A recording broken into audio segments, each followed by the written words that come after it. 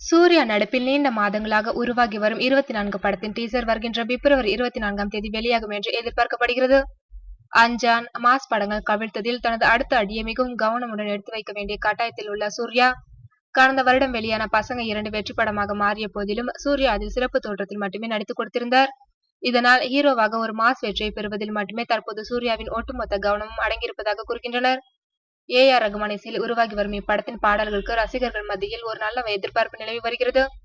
இந்நிலையில் ரசிகர்கள் ஆவலுடன் எதிர்பார்த்து காத்திருக்கும் இப்படத்தின் டீசர் வருகின்ற 24ஆம் தேதி வெளியிட படக்குழுவினர் முடிவு செய்துள்ளனர். அலை, யாவரும் நலம் படங்களுக்கு பிறகு விக்ரம் குமார் இயக்கியிருக்கும் இப்படம் அறிவியல் கலந்த திகில் கதையாக உருவாகியிருக்கின்றதாம். அஞ்சான் படத்தை தொடர்ந்து இந்த படத்திலும் சூர்யாவுடன் இணைந்து நடித்துள்ளார் சமந்தா. சமந்தாவை தவிர மற்றொரு நாயகியாக நித்யா மேனனும் படத்தில் நடித்துள்ளார். படத்தில் மொத்தம் 3 சூர்யா என்றும் இவர்களில் ஒருவர் வில்லனாக மிரட்டி இருப்பதாகவும் கூறுகின்றனர். சமீபத்தில் வெளியான இந்த படத்தின் போஸ்டர்கள் ரசிகர்கள் மத்தியில் நல்லதொரு வரவேற்பை பெற்று வருகிறது.